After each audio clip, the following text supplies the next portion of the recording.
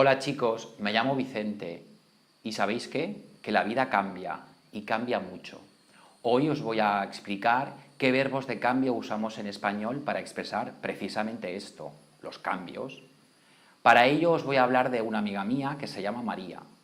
María es una chica súper simpática y que se vuelve loca cuando habla de fútbol, porque le gusta mucho. Además, María se ha hecho vegetariana, y se ha hecho vegetariana porque quiere, porque ya no le gusta la carne. Además, últimamente está un poco triste. De hecho, se pone triste cuando ve películas románticas, pero solo películas románticas. ¿Y sabéis por qué? Pues porque su novio la ha dejado y por eso se ha quedado sola. Bueno, son cambios. Seguro que vendrán tiempos mejores.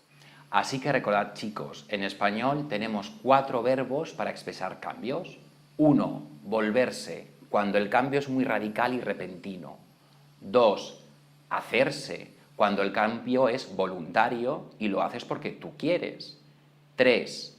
Ponerse, cuando el cambio es solo temporal, en algunos momentos.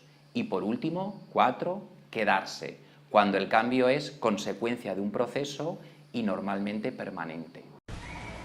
Mi hermana se ha quedado embarazada. Así es que, si queréis contarnos vuestros cambios en la vida, venid aquí y contádnoslos.